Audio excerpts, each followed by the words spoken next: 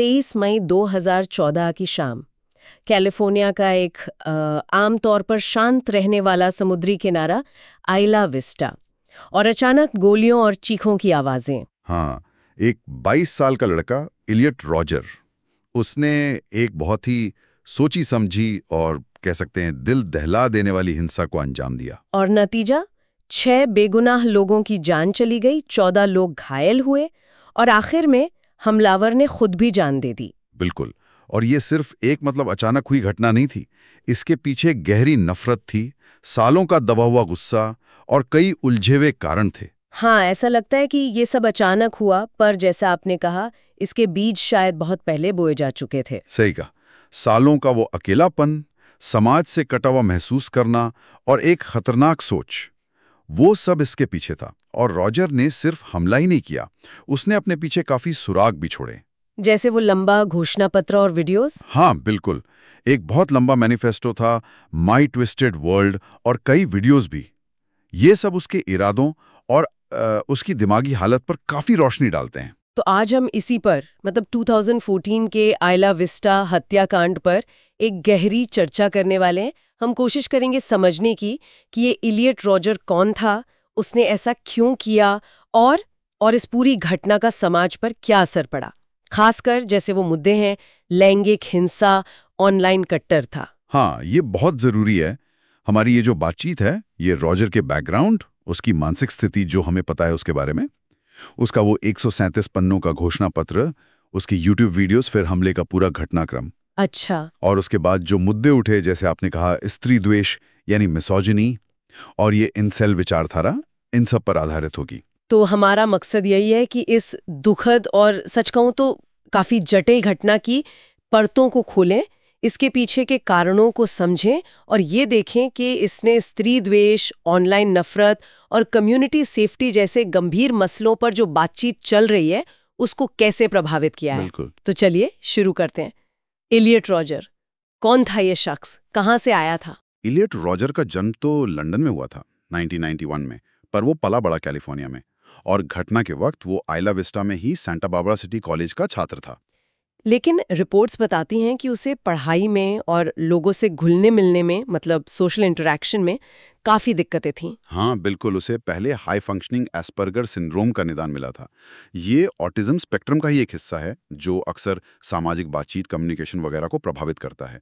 और वो मानसिक स्वास्थ्य के लिए सलाह, मतलब थेरेपी वगैरह भी ले रहा था। और वो अकेलापन वो बहुत महसूस करता था, है ना, समाज से कटावा। और एक खास बात जो बार बार सामने आती है वो है उसका गुस्सा, खासकर महिलाओं के प्रति। ऐसा क्यों? हाँ, ये इसके लिखे हुए मैनिफेस्टोज और वीडियोस में बहुत साफ है। उसे इस बात का भयानक गुस्सा था कि महिलाएं उसे भाव नहीं देती या उसे रिजेक्ट कर देती हैं। उसने ऑनलाइन अपनी एक अलग ही पहचान बना ली थी, खुद को कहता था सुप्रीम जेंटलमैन।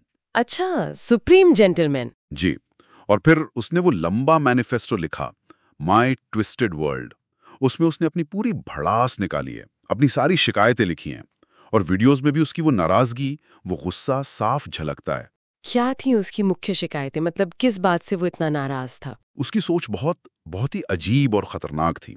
वो मानता था कि महिलाओं का ध्यान, उनके रोमांटिक रिश्ते, इन सब पर उसका हक है, जैसे ये उसका अधिकार हो। अधिकार? हाँ, उसका मानना था कि ये उसका अधिकार है, और जब वो उन पुरुषों को देखता था जिन्हें वो खुद से कमतर समझता था, और वो महिलाएं उन्हें डेट कर रही होती थी, तो उसे बहुत ज्यादा अपमान महसूस होता था। और 22 साल की उम्र तक वर्जिन होना, ये बात उसे बहुत ज्यादा शर्मिंदा करती थी, और इसी वजह से उसके अंदर भयानक गुस्सा भर गया था। उसने बदला लेने की एक तारीख भी सोच रखी थी। उसे उन सबसे नफरत थी जो उसे लगता था खुश हैं, खासकर वो महिलाएं जो दूसरे पुरुषों के साथ थीं। बिल्कुल। और ये सिर्फ उसकी सोच नहीं थी, उसने इस हमले की पूरी प्लानिंग की थी, बकायदा योजना बनाई, कानूनी तौर पर 3 सेमी ऑटोमेटिक हैंडगन खरीदी, बहुत सारी गोलियां खरीदी। कानूनी तौर पर? हाँ, ये अहम बात है, उसने ये हथियार कानूनी तरीके से खरीदे थे। आइला विस्टा का नक्शा बनाया, अपने रूममेट्स पर और जिन लोगों को वो निशाना बनाना चाहता था उन पर नजर रखी, यहां तक कि उसने वीडियो बनाने की प्रैक्टिस भी की थी। और एक बात जो बहुत चौंकाती है, हमले से कुछ हफ्ते पहले उसकी मां ने अधिकारियों से संपर्क किया था उसकी कुछ ऑनलाइन एक्टिविटी को लेकर। हाँ, ये सच है। करीब 3 हफ्ते पहले उसकी मां ने उसकी कुछ ऑनलाइन पोस्टिंग्स और उसके व्यवहार को लेकर चिंता जताई थी। अधिकारी उससे मिले भी थे एक वेलनेस चेक के लिए। तो फिर उन्होंने कुछ किया क्यों नहीं? उस मुलाकात में अधिकारियों को ऐसा कोई पुख्ता कारण नहीं मिला कि वो तुरंत कोई खतरा बन सकता है या उसे हिरासत में लिया जाए। शायद उसने उस वक्त अपने इरादे जाहिर नहीं किए। ये दिखाता है कि एक तरफ उसकी मानसिक परेशानियां थीं, लेकिन दूसरी तरफ वो अपनी योजना को छुपाने में कितना कितना कामयाब रहा था। ये सिर्फ आवेग में किया गया कुछ नहीं था, ये एक सोची समझी तैयारी थी। बहुत डरावना है ये सोचना भी। अब आते हैं उस दिन पर, 23 मई 2014। क्या हुआ था उस दिन? कैसे शुरू हुआ है सब? हिंसा की शुरुआत दोपहर के बाद हुई, और वो भी रॉजर के अपने अपार्टमेंट से। उसने सबसे पहले अपने 2 रूममेट्स वेहान डेविड वांग और चेंगयुआन जेम्स होंग, उन पर चाकू से हमला किया और उनकी जान ले ली। अपने ही रूममेट्स की? हाँ, और उसके कुछ देर बाद उनका एक दोस्त 19 साल का जॉर्ज चेन उनसे मिलने आया। रॉजर ने उस पर भी हमला किया, बहुत बेरहमी से। रिपोर्ट्स में तो ये भी आया कि जॉर्ज चेन पर 90 से ज्यादा बार चाकू से वार किया गया था। अरे बाप रे, ये तो बेहद खौफनाक है। और इसके बाद जो हुआ वो और भी अजीब है। रिपोर्ट्स के मुताबिक उसने अपार्टमेंट साफ करने की कोशिश की, नहाया, कपड़े बदले और फिर बाहर निकल गया। शाम को करीब 7:30 बजे उसने स्टारबक्स से कॉफी भी खरीदी। कॉफी? ये सब करने के बाद ये छोटी छोटी बातें उसकी मानसिक स्थिति की उलझन को और बढ़ा देती हैं। बिल्कुल। और फिर जो उसका सार्वजनिक हमला था, उससे ठीक पहले उसने यूट्यूब पर वो वीडियो अपलोड किया, एलियट रॉजर्स रेट्रिब्यूशन, मतलब इलियट रॉजर का प्रतिशोध। और साथ ही अपने दोस्तों और परिवार को वो लंबा घोषणा पत्र ईमेल कर दिया। उस वीडियो में उसने क्या कहा था? उसने साफ साफ कहा था कुछ ऐसा कि कल प्रतिशोध का दिन है, वो दिन जब मैं मानवता से अपना बदला लूंगा, पिछले 8 सालों से, सिर्फ इसलिए कि लड़कियां कभी मेरी तरफ आकर्षित नहीं हुई। ये उसके मकसद का सीधा बयान था। और इसके फौरन बाद रात के करीब 9:15 बजे उसने अपनी कार से हमला शुरू कर दिया। वो काली BMW थी शायद। हाँ, BMW 328i। सबसे पहले वो अल्फा 5 सॉरोरिटी हाउस गया। लड़कियों का हॉस्टल था वो। दरवाज़ा बंद था तो अंदर तो नहीं जा पाया, लेकिन बाहर सड़क पर 3 लड़कियां थीं, उसने उन पर गोलियां चला दी। उनमें से 2 की मौके पर ही मौत हो गई, कैथरीन कूपर और वेरोनिका वीस, और तीसरी घायल हो गई। फिर वो रुका नहीं? नहीं, बिल्कुल नहीं।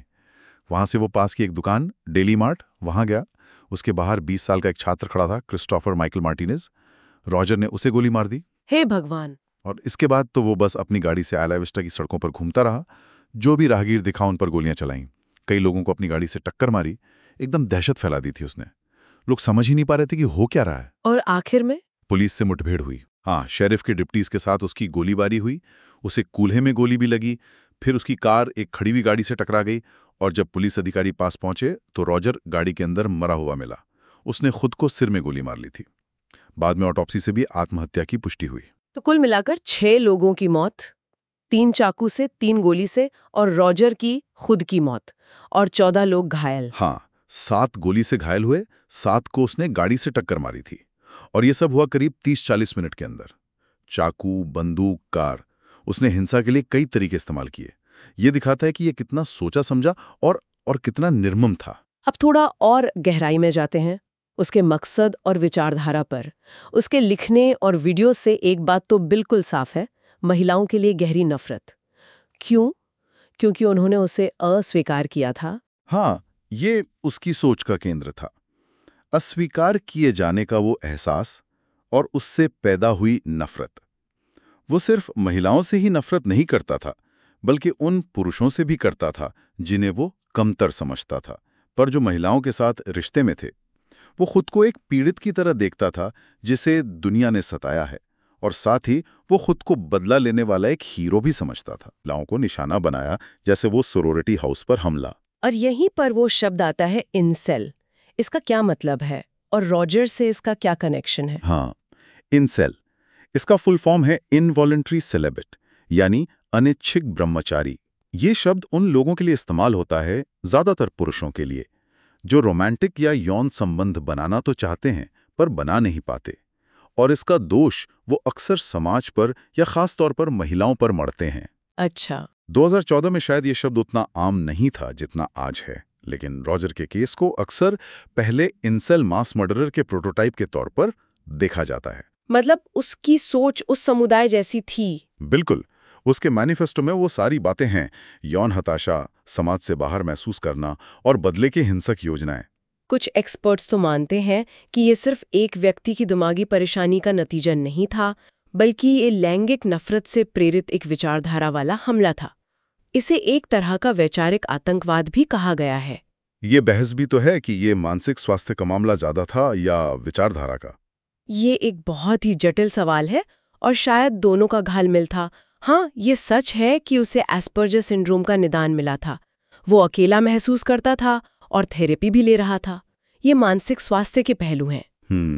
लेकिन दूसरी तरफ जिस तरह उसने महीनों तक प्लानिंग की, कानूनी तौर पर हथियार खरीदे, निशाने तय किए, 137 पन्नों का घोषणा पत्र लिखा, ये सब सिर्फ मानसिक अस्थिरता या आवेग से बहुत आगे की बात है। ये एक गहरी, सोची समझी वैचारिक नफरत और बदले की भावना की तरफ इशारा करता है। ऐसा लगता है कि उसकी विचारधारा ने उसके एक्शंस को एक दिशा दी, एक मकसद दिया। जांच में क्या खास बातें पता चली? पुलिस या प्रशासन की तरफ से क्या प्रतिक्रिया रही? Santa Barbara county sheriff office ने पूरी जांच की। उन्होंने रॉजर के सारे डिजिटल सबूत, वीडियो, ईमेल, मैनिफेस्टो खंगाले, जिससे उसके मकसद और उसकी पूरी योजना की पुष्टि हुई। और वो वेलनेस चेक वाली बात, उस पे क्या कहा उन्होंने? हाँ, उन्होंने उस वेलनेस चेक का भी जिक्र किया जो हमले से कुछ हफ्ते पहले हुआ था। उन्होंने बताया कि उस समय जब वो रॉजर से मिले तो उनके पास उसे हिरासत में लेने का कोई कानूनी आधार नहीं था, क्योंकि उसने तब तक अपने हिंसक इरादे साफ तौर पर जाहिर नहीं किए थे, या शायद वो उन्हें छुपाने में कामयाब रहा। कि उसने कानूनी तौर पर खरीदे थे। जी हाँ, उसने हमले में जो 3 हैंडगन इस्तेमाल की और सैकड़ों राउंड गोलियां, वो सब उसने कानूनी तरीके से खरीदी थी। हमले में 2 चाकू भी इस्तेमाल हुए, एक सिग सॉयर P226 पिस्तौल थी, और जाहिर है उसकी BMW कार भी एक हथियार बन गई। ये बात कि इतने हथियार कानूनी तौर पर खरीदे जा सकते थे, इसने अमेरिका में बंदूक नियंत्रण कानूनों पर बहस को और ज्यादा गरमा दिया। और कैंपस और समुदाय की क्या प्रतिक्रिया थी? जाहिर है सब सदमे में होंगे। बिल्कुल। UCSB कैंपस फौरन बंद कर दिया गया, अलर्ट जारी हुए। आइला विस्टा का पूरा समुदाय गहरे सदमे और दुख में था। लोगों ने पीड़ितों की याद में शोक सभाएं रखीं, स्मारक बनाए। इस घटना ने कैंपस की सुरक्षा, सोशल मीडिया पर जो नफरत भरी बातें चलती हैं उनकी निगरानी, और जो अकेले हमलावर होते हैं, लोन वुल्फ, उनके खतरे से कैसे निपटा जाए, इन सब पर बहुत गंभीर सवाल खड़े कर दिए। इस हमले का असर सिर्फ आइला विस्टा तक ही नहीं रहा, इसके सामाजिक और सांस्कृतिक प्रभाव बहुत दूर तक गए हैं ना? हाँ, बिल्कुल। सबसे पहले तो उन पीड़ितों को याद करना बहुत जरूरी है जिनकी जान गई। George Chen, Katherine Cooper, Cheng Yuan Hong, Christopher Michael Martinez, Weihan Wang और वेरोनिका वीस। ये सब बहुत यंग थे, छात्र थे, राहगीर थे, जिनकी जिंदगी इस तरह छीन ली गई। और फिर वो hashtag yes all women hashtag, वो इसी घटना के बाद शुरू हुआ था। जी हाँ, रॉजर का जो स्त्री द्वेषी मैनिफेस्टो और वीडियो था, उसके जवाब में ट्विटर पर hashtag yes all women trend करने लगा। ये एक तरह का विस्फोट था। दुनिया भर की महिलाओं ने इस हैशटैग का इस्तेमाल करके अपने अनुभव साझा किए। रोजमर्रा की जिंदगी में होने वाला लिंग भेद, डर, उत्पीड़न और यहां तक कि हिंसा भी, ये रॉजर की नफरत भरी सोच के खिलाफ एक बहुत शक्तिशाली आवाज बन गई। और इसने इंसेल समुदाय को भी फोकस में ला दिया। हाँ, बिल्कुल। रॉजर का मामला एक तरफ से पोस्टर बॉय बन गया इस बात का कि कैसे यौन हताशा और सामाजिक अलगाव की भावना कुछ पुरुषों को खतरनाक स्त्री द्वेषी विचारधारा की तरफ धकेल सकती हैं और वो चरम हिंसा तक पहुंच सकते हैं। डिजिटल चरमपंथ और ऑनलाइन नफरत पर जो स्टडीज होती हैं, उनमें ये केस आज भी बहुत महत्वपूर्ण माना जाता है। इसके अलावा और कौन सी बहसें छिड़ी पॉलिसी को लेके? कई सारे नीतिगत सवाल उठे, जैसे मानसिक स्वास्थ्य सेवाओं तक लोगों की पहुंच कैसे बेहतर हो और वो कितनी असरदार हैं। अगर परिवार या दोस्त किसी के बारे में चिंता जताते हैं या कोई चेतावनी के संकेत दिखते हैं तो उन पर कैसे और कब एक्शन लेना चाहिए। हाँ, वो वेलनेस चेक वाली बात। हाँ, बिल्कुल। फिर हथियारों तक इतनी आसान पहुंच का इस तरह की हिंसा में क्या रोल है, और ये जो ऑनलाइन प्लेटफॉर्म्स हैं जहां नफरत और कट्टरता इतनी आसानी से फैल जाती हैं, उनकी क्या जिम्मेदारी बनती है। ये सारे सवाल आइला विस्टा के बाद और भी जोर शोर से पूछे जाने लगे और आज भी उतने ही प्रासंगिक हैं। शायद इसीलिए आइला विस्टा का जिक्र आज भी होता है जब भी मास शूटिंग, कैंपस सेफ्टी या लिंग आधारित हिंसा की बात होती है। सही कहा।